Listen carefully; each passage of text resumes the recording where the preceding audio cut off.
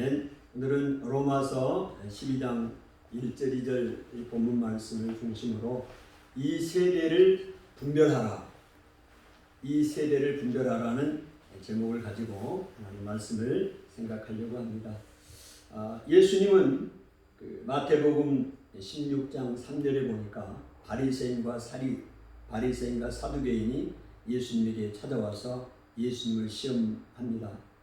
그럴 때 예수님께서 이들에게 말씀하시기를, 너희가 날씨는 분별할 줄 알면서도 이 시대를 분별하지 못하느냐, 이렇게 책망을 하셨습니다.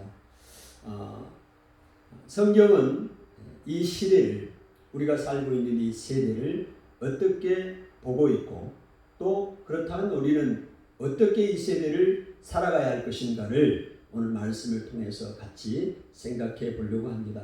오늘 우리가 살고 있는 이 시대를 성경은 무감각한 세대라고 말씀을 하고 있습니다. 감각이 없는 이런 세대라는 거죠. 마태복음 11장 17절에 보니까 예수님께서 이런 비유를 하나 들었습니다. 친구들이 장터에서 동무들을 불러냈고 이렇게 이야기를 합니다.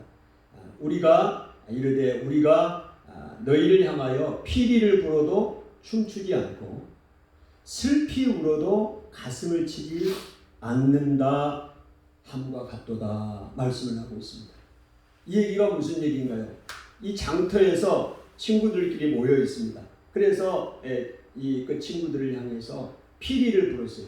피리를 불면 이제 흥겨울 때, 잔치 때 이렇게 피리를 불고 그러잖아요. 그럴 때 춤을 추질 않아. 그래서 또 슬피 울어요. 그러면 어떻게, 슬피 울면 사람들이 같이 울어주고 슬퍼해야 되잖아요. 그런데 슬피 울어도 그 친구들이 가슴을 치지 않아. 얘기가 무슨 얘기입니까? 타인의 삶에 대해서는 관심이 없어요. 무감각합니다. 감각이 없는 아주 이기적인 사회가 오늘 이 시대라고 성경은 보고 있다 이 말입니다. 예수님도 그렇게 진단을 하고 계시고요. 다른 사람에 대해서는 관심이 없는 그런 시대다 이렇게 말하고 있습니다.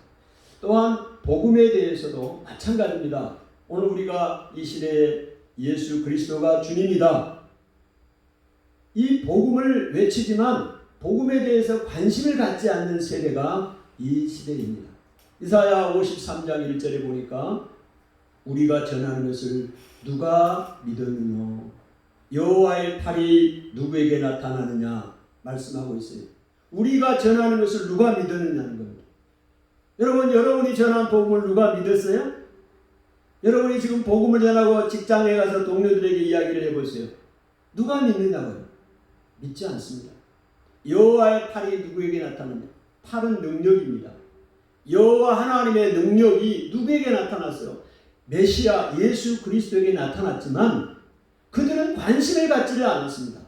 그때나 지금이나 복음에 대해서 무감각하고 관심이 없는 세대다는 것을 여러분이 아셔야 돼요. 그래서 이 세대를 무감각한 세대라고 성경은 보고 있다는 것입니다. 반면에 자기 자신의 필요를 채우는 일에 대해서는 관심을 많이 갖죠. 만약에 이사야 선지자가 선포했던 것처럼 메시아가 정말로 능력 있고 대단한 자기들의 필요를 채워줄 수 있는 분으로 나타났다면 관심을 가졌을 것입니다. 그러나 이사야 53장 2절에 보니까 메시아는 어떤 모습으로 나타나느냐? 그는 주 앞에서 자라나기를 연한 순 같고, 아주 약한 그 입술, 이 순, 잎사귀, 연한 순 있죠? 연한 순 같고, 또 마른 땅에서 나오는 뿌리 같았어요. 별 볼 일이 없어요. 그래서 그런 메시아가 오셨다는 말입니다. 고운 모양도 없고 풍채도 없은즉 우리가 보기에도 흠모할 만한 것이 없었도다. 예수 그리스도 메시아가 이 땅에 오셨었는데요, 아주 작은 그 나무에서 나오는 그 연한 순 같고 마른 땅에서 나온 뿌리 같고 고운 모양도 풍채도 없고 우리가 볼 때도 흠모할 만한 아무것도 없었어요. 그러니 사람들이 관심을 갖지는 않아요. 자기에게 유익이 되고 대단한 파워를 가지고 능력 있고 그런 사람이 왔다면 관심을 가졌을 겁니다. 오늘 이 시대도 그렇습니다. 복음이 초라해 보이고 마른 땅에서 나온 줄기 같고 뿌리 같고 연한 순 같고 그러니 관심을 갖지 않는다 이 말입니다. 여러분 지금 이 시대를 평가하고 있어요. 이 시대가 어떤 시대인가? 복음에 대해서 관심을 갖지 않는 세대다는 것을 여러분이 아시기를 바랍니다. 그러면 오늘 이 시대를 이렇게 평가를 했다면 오늘 우리는 어떻게 이 시대를 살아가야 하겠습니까? 이 무감각한 시대 또 복음에 대해서 관심을 갖지 아니하는 이 시대를 우리는 어떻게 바라봐야 할까요? 오늘 읽었던 로마서 12장 2절에 처방을 합니다. 너희는 이 세대를 본받지 말아야 된다. 무감각하고 관심 없고 다른 사람에 대해서도 관심 갖지 아니하고 피리를 불어도 춤을 추지 아니하고 슬피 울어도 가슴을 치지 않는 그런 세대를 본받지 말고 복음에 대해서 무감각하고 관심을 갖지 않은 이 세대를 본받지 말고 오직 마음을 새롭게 함으로 변화를 받아 하나님의 선하시고 기뻐하시고 온전하신 뜻이 무엇인가를 분별해야 합니다. 여러분 하나님의 뜻이 뭐냐? 이 세대를 향한 하나님의 뜻이 뭐냐? 여러분 분명합니다. 하나님 이 세대를 향한 하나님의 뜻이 뭐냐면요. 복음을 전하는 것입니다. 아멘. 복음을 싫어하고 관심을 갖지 않는 이 세대를 향하여 우리가 분별하고 본받지 말고 우리가 그렇다면 해야 할 일은 뭐냐면 복음을 전하는 일입니다. 할렐루야. 그거를 성경은 어떻게 이야기를 하느냐. 마가복음 16장 15절에 또 이르시되 너희는 온 천하에 다니며 만민에게 복음을 전파하라. 온 천하에 온 세계에 다니면서 만민에게 모든 사람에게 복음을 전파하라. 이게 예수님의 명령입니다. 마가복음 16장 15절의 말씀이고요. 그 다음에 디모데후서 4장 2절에 보면 너는 말씀을 전파하라. 때를 얻든지 못 얻든지 항상 말씀을 전파하래요. 때를 얻든지 못 얻든지 전파하래요. 아멘. 기회만 있을 때 때가 되든 아니든 얻든지 못 얻든지 뭐를 전파하라? 하나님의 말씀을 항상 전파하라. 이게 우리가 해야 할 일이에요. 마태복음 28장 19절 그러므로 너희는 가서 모든 민족을 제자로 삼아 아버지와 아들과 성령의 이름으로 세례를 베풀라. 내가 너희에게 분부한 모든 것을 가르쳐 지키게 하라. 오늘 이 무감각한 세대, 복음을 거절한 세대에 우리가 해야 할 일이 복음을 전하는 것입니다. 여러분 이 사명을 위해서 우리에게 하나님이 직분을 주셨습니다. 이 복음을 전하는 사명을 위해 직분을 주셨다는 그 직분은요 새 언약의 일꾼입니다. 오늘 일꾼으로 세워주셨는데 새 언약의 일꾼이에요. 고린도후서 3장 6절에 그가 또한 우리를 새 언약의 일꾼 되기에 만족하게 하셨습니다. 여러분과 저를 이 복음을 전하기 위해서 새 언약의 일꾼으로 세워주셨다. 아멘. 새 언약의 일꾼으로 세워주셨다. 그 새 언약의 일꾼은요 영광스러운 직분입니다. 아주 영광스러운 직분이에요. 고린도후서 3장 9절에 정죄의 직분도 영광이 있은즉 의의 직분은 영광이 더욱 넘치리라. 정죄의 직분은 뭐냐면 모세의 율법입니다. 그 율법은 죽이는 그 율법이에요. 그러나 이 은혜 언약의 일꾼은 살리는 거예요. 그런데 이 정죄의 직분, 죄가 있다고 말한 율법을 전하는 이 직분도 영광스러운 거거든요. 그런데 살리는 이 일이야 더욱 영광스러운 일이다. 여러분이 전한 복음, 우리가 전하는 이 복음, 이거는요 사람을 살리는 겁니다. 주 예수를 믿으라. 그리하면 너와 내 집이 구원을 얻으리라. 아멘. 살리는 거요. 율법은 우리를 죽이는 겁니다. 죄인이라고 말하고 지옥 간다고 말하고. 그러나 복음은 그 죄에서 우리를 용서하고 지옥에서 천국으로 올리는 이 놀라운 것이 복음 아닙니까? 이 영광스러운 직분이고 새 언약의 일꾼으로 우리를 세워주셨으니 영광스러운 직분인 것을 깨달으셔야 돼요. 야, 내가 별 볼 일 없는 사람이야, 그렇게 생각하면 안 돼요. 예수 그리스도의 복음을 전하는 사람은 영광스러운 직분입니다. 아멘. 형제의 직분도 영광스럽거든 의의 직분은 영광이 더욱 크리라. 할렐루야. 아멘. 여러분 이거 사실을 기억하십시오. 그리고요, 이 새 언약의 일꾼은 화목하게 하는 직분입니다. 오늘 바울은 고린도 교회 성도에게 편지를 하면서 너희가 하나님과 화목하라고 그랬어요. 누구하고 화목하라고요? 하나님과 화목하라. 그러면 화목한다는 얘기는 불화가 전제되는 거 아닙니까? 불편한 거 아니에요. 누구하고 불편해 관계가. 근데 화목하라는 거 아닙니까? 하나님과 화목하라. 그리고 이제 화목하게 했으니 다시 다른 사람을 화목하게 하는 직분을 우리에게 주셨습니다. 여러분과 저에게요, 화목하게 하는 직분을 주셨습니다. 먼저 하나님과 내가 화목하고 이제 화목된 자로서 다른 사람과 하나님과 화목하게 하는. 그래서 바울은 그렇게 표현하죠. 중매쟁이가 내가 되려고 한다. 중매쟁이가 뭐예요? 남자와 여자, 선남 선녀를 가운데서 쫙 연결해 주는 게 중매장이 아니요, 결혼시켜 주는 거. 아멘. 오늘 바울이 중매장이가 된대. 그리스도인 신부 신랑에게 오늘 고린도 교회 성도 여러분을 신부로 내가 가운데서 중매쟁이로 연결해주고 화해시킵니다. 여러분에게도 이 직분을 하나님이 주셨습니다 라고 소개하고 있는 거예요. 이게 화목하게 하는 직분입니다. 여러분과 제가 어떻게 사람들을 그리스도에게 화목하게 합니까? 하나님과의 그 불편한 관계, 원수됐던 관계들을 깨버리고 화목하게 합니까? 복음이에요.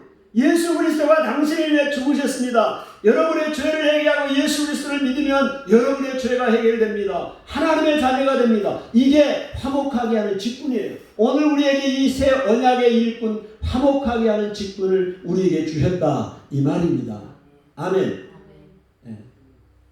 사람들은요, 하나님의 복음이 전해지지만 왜 복음을 못 믿느냐?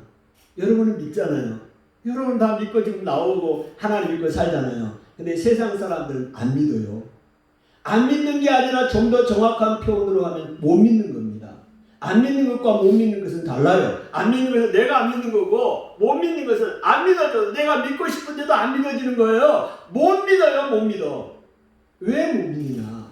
그 이야기를 바울은 분명하게 말하고 있어요. 고린도후서 4장 4절에 이렇게 이야기를 하고 있습니다. 고린도후서 4장 4절에 보니까 이렇게 이야기를 하고 있는데요. 이 세상 사람들이 복음을 믿지 못하는 이유는 그 중에 이 세상의 신이 뭐가요? 이 세상 신. 공동번역이나 세번역은 이 세상의 악신이 이렇게 표현되어 있어요.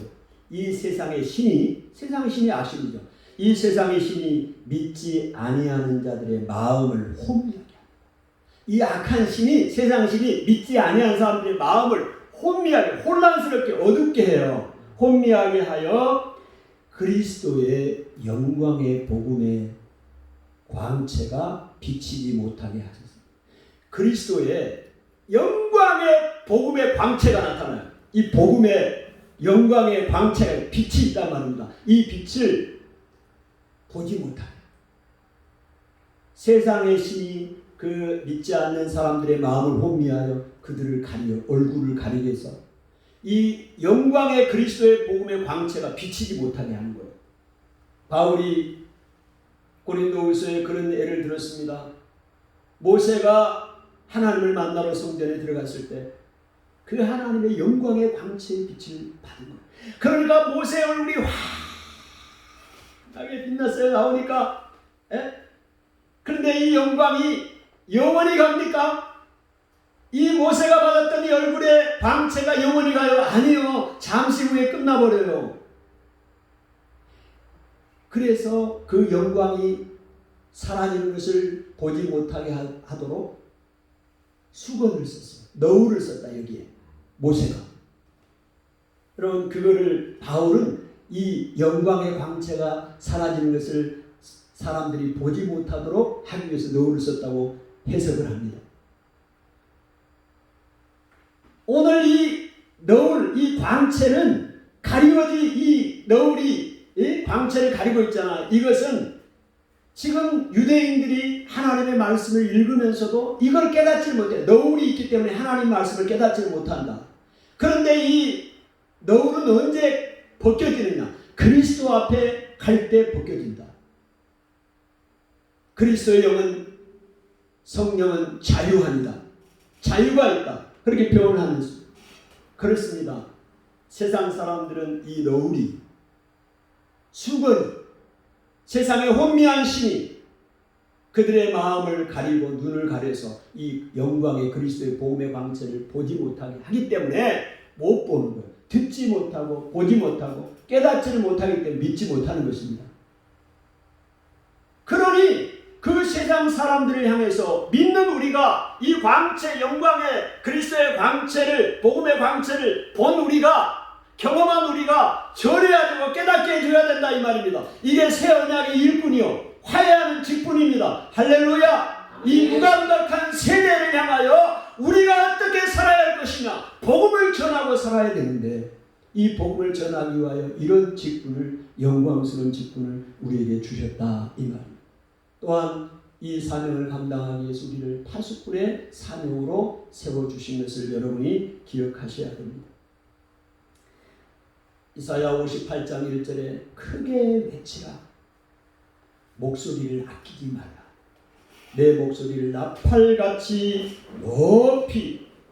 높여 내 백성에게 그들의 허물을, 야곱의 집에 그들의 죄를 알리라 말하고 있습니다. 여러분, 우리를 복음을 전하는데 파수꾼으로 세워주셨다 이 말입니다. 그래서 목소리를 뭐 하라고요? 외치라. 크게 외치라. 아멘. 아멘. 크게 외치고 내 목소리를 나팔같이 크게 높여서 세상 노래 부르러 크게 샤우팅하라는 거예요? 그게 아니고요. 말해서 뭐 하느냐? 그들의 허물을, 내 백성에게 그들의 허물을 알리게, 야곱의 집에 그들의 죄를 알리라, 깨닫게 하고 그들의 죄를 이야기하고 깨닫게 하라는, 이게 파수꾼의 사명입니다.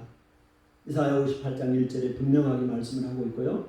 이사야 56장 10절에서는 오늘 이스라엘 백성들의 파수꾼들이 그들의 사명을 감당하지 못하고 있는 부분을 지적합니다. 이스라엘의 파수꾼들은 맹인이요, 눈이 어두운 사람이 맹인입니다. 다 무지하며 벙어리 개라, 짖지 못하며 다 꿈꾸는 자들이요, 누워있는 자들이요, 잠자기를 좋아하는 자들이다. 파수꾼으로 세워놨는데 여러분이 맹인입니다. 보지를 못해. 여러분과 저를 이 시대에 복음을 전하는 파수꾼으로 세워놨는데 맹인이요, 보지를 못해. 다 무지해. 하나님에 대해서 알지를 못해요. 무지하니까 엉뚱한 소리를 하는 거예요. 이상하게 해석을 하고 하나님의 말씀도 왜곡되게 해석을 하는 거예요. 지도자라고 해서 다 되는 게 아니에요. 무지하고 맹인이라고 성경은 분명하게 이야기를 합니다. 벙어리 개라고 그랬어요. 개인데요, 개의 사명은 무엇입니까? 딸랑딸랑딸랑만 하는 게 아니에요. 짖어야 돼. 도둑이 오면 짖어야 된다. 보호하는 거. 근데 벙어리요, 벙어리 개가 됐으니 짖지를 못하는 거예요. 내 백성의 허물을 알리고 야곱의 집의 죄를 알려야 되는데 뭐예요? 벙어리가 됐어요. 아무 말도 못하는 거예요. 다 누워있고 꿈꾸는 자들 꿈만 꾸고 있어요. 잠자는 자들 잠자기를 좋아하는 게으른 자, 아무것도 하지 않는 자라고 이사야는 분명하게 이 시대에, 그 시대의 파수꾼들을 질책하고 있어요. 이게 하나님의 책망이죠. 여러분, 오늘 이 시대에 오늘 우리를 파수꾼으로 세워주셨는데 오늘 우리가 벙어리 개가 되어 있는 건 아닌지, 하나님에 대해서 무지한 것은 아닌지, 눈을 가려져 있는 소경은 아닌지, 잠만 자고 누워만 있고 꿈만 꾸고 짖지 못하고 있는 사람은 아닌지, 오늘 이 시대를 향하여 어떻게 우리가 살아갈 것이냐, 이 무감각한 세대, 복음을 거절하는 시대를 분별하고 하나님의 뜻을 분별해 나가야 된다 말씀하고 있습니다. 두 번째로 이 시대는 어떤 세대라고 성경은 말하느냐? 환난의 세대입니다. 오늘 우리가 살고 있는 이 세대는요, 분별하라고 그랬죠? 환난의 세대입니다. 고난의, 세대입니다. 여러분 평안한 일만 있고 평안한 세대라고 착각하면 안 돼요. 디모데후서 4장 5절에 그러나 너는 모든 일에 신중하며 고난을 받으며 전도하여 전도자의 일을 하며 내 직무를 다하라. 고난을 받으며 전도자의 직무를 다하라 그랬습니다. 여러분 고난의 시대입니다. 오늘 우리가 이 시대는요 환난의 시대고 고난의 시대예요. 그래서 전도의 일을 감당해야 됩니다. 이 고난을 받으면 전도의 일을 감당해야 되고 나에게 맡겨진 직무를 다하라 라고 말씀을 하고 있어요. 베드로전서 4장 12절 13절에 그렇게 말씀을 하고 있습니다. 사랑하는 자들아 너희를 연단하려고 오는 불시험을 이상한 일을 당하는 것 같이 여기지 말고 오히려 너희가 그리스도의 고난에 참여하는 것을 즐거워하라. 그리스도의 고난에 참여하는 것을 즐거워하라. 자, 디모데에게 바울이 이야기를 했어요. 너희는 이 고난을 받으며 복음을 전하라. 고난의 시대라는 걸 이야기를 했고 베드로 사도는 너희를 연단하려고 오는 이 불시험을 이상한 일을 당하는 것처럼 여기지 말고 오히려 고난에 참여하는 것을 즐거워하라. 아멘. 이 고난의 세대를 이야기를 하고 있습니다. 그래서 이는 그의 영광을 나타내실 때에 너희로 즐거워하고 기뻐하게 하리라. 이 고난을 우리가 고난의 시대를 당하고 있는데요. 이 고난을 우리가 즐거워하고 감당해 가면 마지막 날에 하나님의 영광이 나타나실 때 우리로 기뻐하고 즐거워하기 하기 위함이라고 말씀을 하고 있습니다. 그런 믿음을 지키고 살아가기가 어려운 세대입니다. 세상과 타협하지 않고 아니면 고난과 핍박이 있습니다. 여러분 그거 아셔야 돼요. 이 시대가요 믿음을 지키기 어려운 시대고 또 세상과 적당히 타협하고 살아야 되는데 타협하지 않고 살면 고난과 핍박이 있습니다. 여러분 회사에서도 마찬가지예요. 오늘 예배를 드리는 것도 마찬가지입니다. 적당히 타협하면 세상과 타협하면 문제가 없어요. 그러나 오늘 우리가 주일을 거룩한 날이라 존귀한 날이라 하나님이 복된 날이라 여기고 우리가 마음을 다하여 함께 모여 예배드리려면 많은 핍박이 있는 이 시대입니다. 아멘. 이 시대를 우리가 바로 알아야 돼요. 고난이 있는가요? 고난이 없고 평안한 것만 이 시대라고 생각하면 안 돼요. 반드시 고난이 있다고 디모데후서에 말씀하고 있어요. 고난을 받으며 전도의 일을 하며 내 직무를 감당하라. 고난 당하는 것을 오히려 즐거워하고 기뻐하라. 아멘. 네. 이상한 일 여기는 것처럼 이상하게 여기지 마. 고난 당하는 것을 이상하네. 내가 고난 당하지 않아야 되는데 예수 믿고 잘 돼야 되는데 왜 고난을 그러지 말라는 겁니다. 오히려 고난 당하는 것을 기뻐하라. 할렐루야. 네. 여러분 이게 대안이에요. 대안. 이 시대를 어떻게 살아가야 할 것이냐. 고난의 시대인데 환난의 시대인데 어떻게 살아가야 할 것이냐. 오늘 분명하게 성경에서 답을 여러분이 보시기를 바랍니다. 여러분 우리가 왜 고난을 당해요? 우상과 타협할 수 없기 때문입니다. 그리스도와 벨리알은 사단이에요. 조화를 이루지 못하고 하나님의 성전과 우상이 하나가 될 수 없고 믿는 자와 멍에를 낼 수 없기 때문에 그렇습니다. 고린도후서 6장 14절부터 16절에 그 부분을 명확하게 말씀하고 있죠. 너희는 믿지 않는 자와 멍에를 함께 매지 말라. 의와 불법이 어찌 함께하며 의와 불법이 어떻게 함께하며 빛과 어둠이 어떻게 사귀며 그리스도와 벨리알이 어찌 조화가 되며 믿는 자와 믿지 않는 자가 어찌 상관하며 하나님의 성전과 우상이 어찌 일치하리요. 아멘. 그러기에 고난을 받는 거예요. 뭐 우상과 하나님의 성전과 일치시키고 믿는 자와 믿지 않는 자가 조화하며 상관하며 함께하며 이런 일을 하면 타협하는 것이죠. 그러면 문제가 없어요. 고난이 없다고요. 평안합니다. 전혀 문제 없어요. 신앙생활하는 문제 없어요. 하나님도 섬기고 우상도 섬기고 문제 없어요. 오늘 아침에 제가 기도를 하는데 저는 주일날 아침에는 먼저 평상시에 기도했던 사람들의 거기에 플러스 하나를 더 첨가합니다. 어떤 기도를 하냐면 그분들이 다니는 교회와 같이 연결시켜 기도를 해요. 그런 한 200교회 이상이 200교회 이상을 기도를 하는 겁니다. 놀라운 거예요. 기도를 하는 가운데 오늘 안식일 주일이잖아요. 그 말씀이 쭉 다시 떠올라서 봤어요. 이사야 58장 13절 14절에 말씀하고 있습니다. 너는 안식일에 내 발을 금하여 오락을 행치 아니하고. 여러분, 내 발을 금한다는 거는요 어떤 의미냐면 내 발을 금하는 거예요. 세속적인 이런 직업, 일들을 하지 않는 겁니다. 왜 하지 않느냐?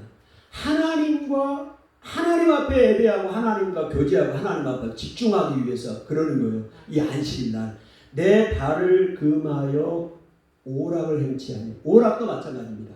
오늘 내가 좋아하는, 세상에 좋아하는 것들을 주일날 하게 되면 하나님과 교제하는 시간들이 줄어들고 하나님과 교제하는 게 끊어져요. 아멘?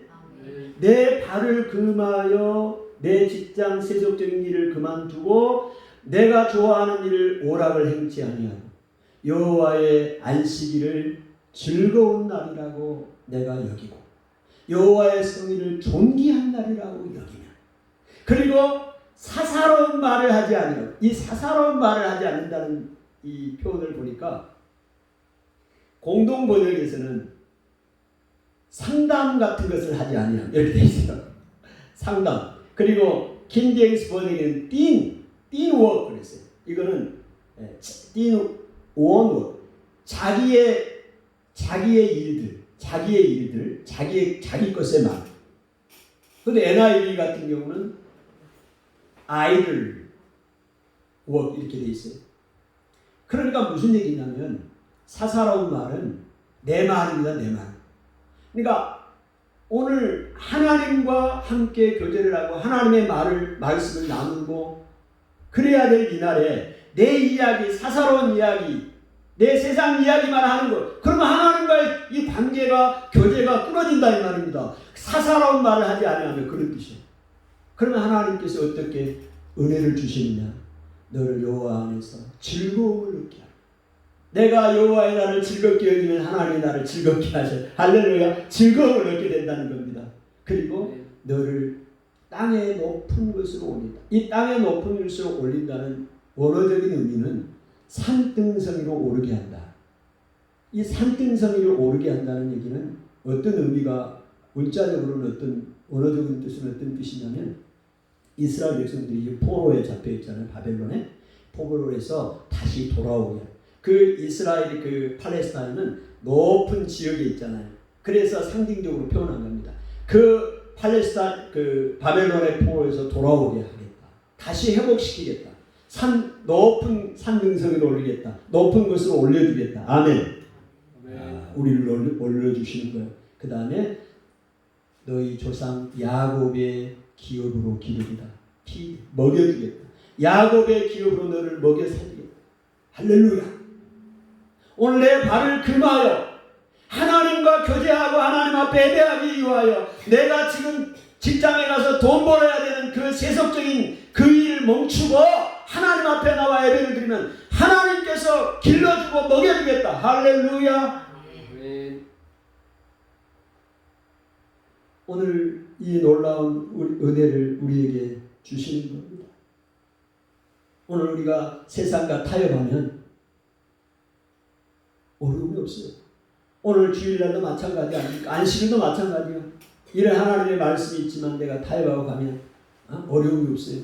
그러나 하나님이 이 복을 경험할 수가 없다 이 말입니다. 아멘.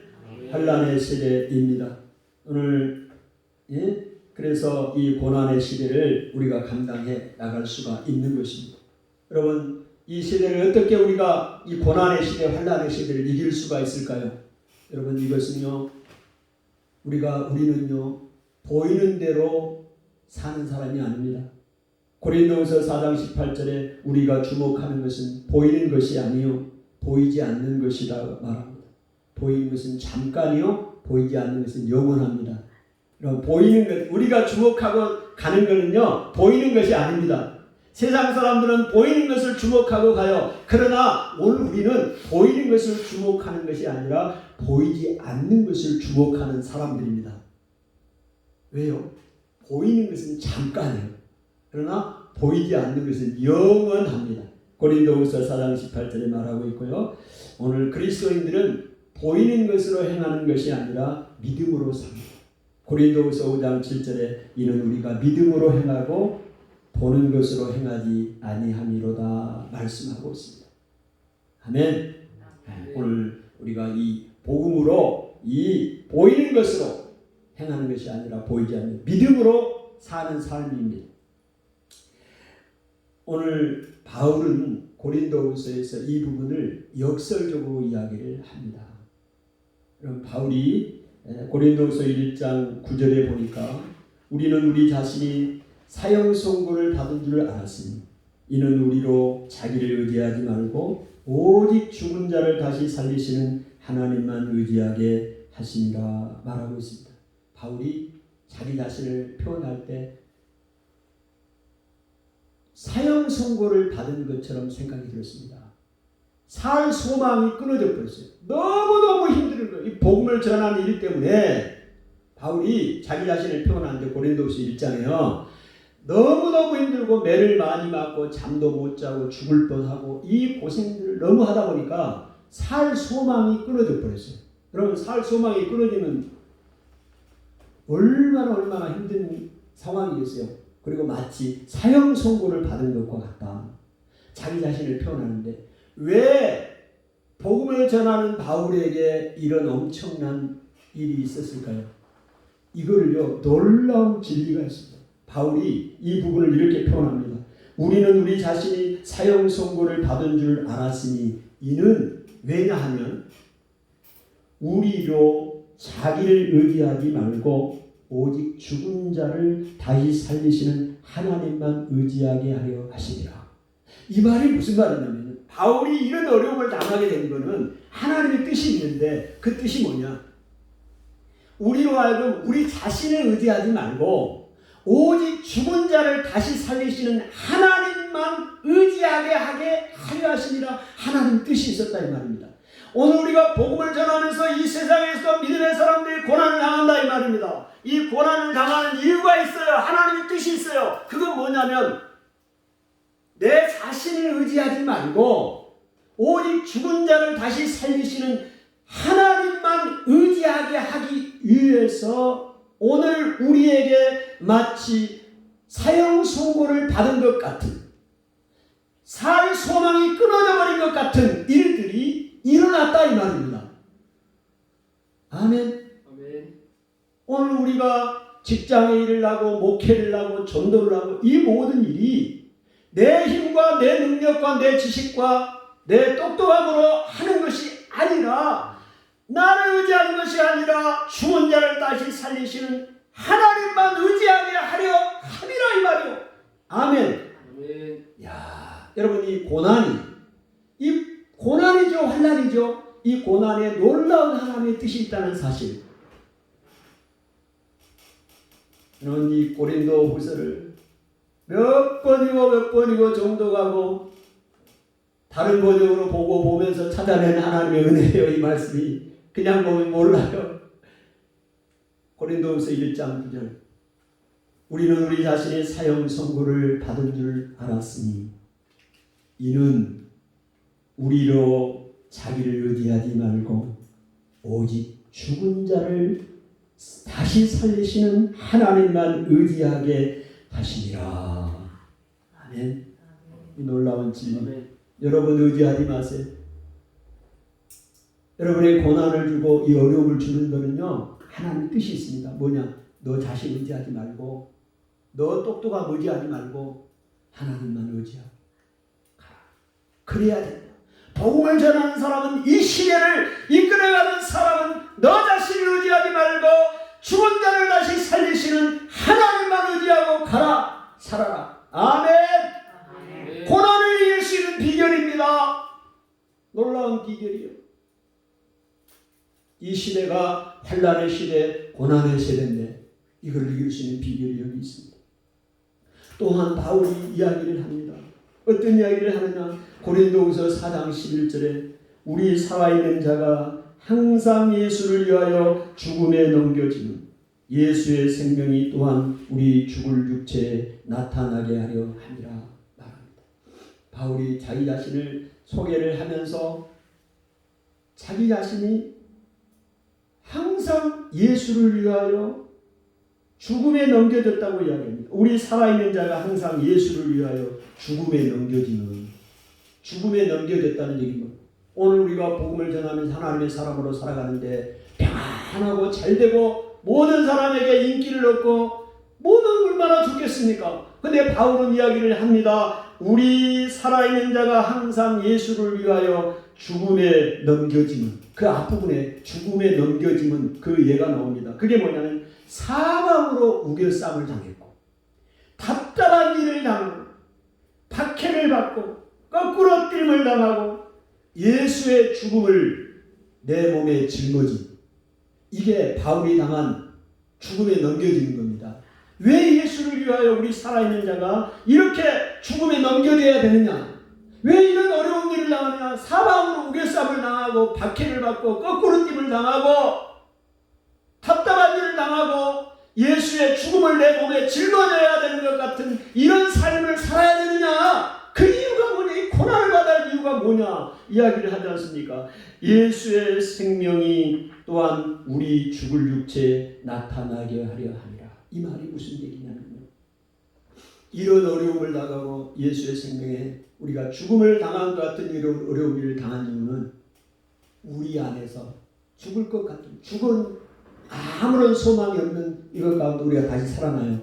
그 안에서 예수의 생명이 나타나는, 오늘 예수의 생명은, 이 복음은 죽은 자 가운데서 다시 살아나고 우리 육체 때문에, 우리의 능력 때문에 예수 그리스도의 복음이 나타나는 것이 아니라 죽은 것 같은, 답답한 일이나 우겨싸움 같은 소망이 없는 이런 우리에게 뭐만 나타나느냐? 예수 그리스도의 생명만 나타나는 거예요. 아멘. 예수 그리스도의 복음 생명의 위대함을 나타나기 위해서 우리 육체 가운데 우리 살아있는 사람들이 항상 예수를 위하여 죽음에 넘겨진다 이 말입니다. 복음 때문에 우리가 고난을 받게 된다 이 말입니다. 아멘. 그러나 우리가 다시 살아나고 예수의 생명이 다시 나타나는 거예요. 오늘 이게 그리스도인들입니다. 고난 가운데 하나님의 놀라운 역사가 있습니다. 고린도후서 4장 7절에 이렇게 이야기합니다. 우리가 이 보배를 질그릇에 가졌으니, 여러분 이 영광의 복음, 그리스도의 영광의 광채를 하는 이 복음, 하나님의 영광의 빛을 하는 이 복음, 이 일꾼, 오늘 우리가 이 놀라운 일을 질그릇 가운데 가졌습니다. 질그릇은 하찮은 것이에요. 진흙으로 만든 도자기예요. 이 그릇 안에 놀라운 그리스도의 영광의 복음의 빛을 하는 것을 우리가 받았습니다. 예수 그리스도가 여러분 안에 있습니다. 여러분의 몸은, 육체는 질그릇 것 같습니다. 왜? 하나님이 놀라운 그릇에, 금그릇, 은그릇에 여러분 이 영광의 복음의 광채를, 그리스도를 담으셔야지. 왜 질그릇에 담아요? 이야기를 하지 않습니까? 고린도후서 4장 7절에 우리가 이 보배를, 이 복음을 아는 영광스러운 직분, 그리스도의 영광의 복음을 빛을 하는 그 보배를 우리가 질그릇 가운데, 우리 육체 가운데 가진 이유가 뭐냐? 가졌으니 이는 이유죠. 심히 큰 능력은 하나님께 있고 우리에게 있지 아니함을 알게 하려 합니다. 바울이 계속해서 이야기를 합니다.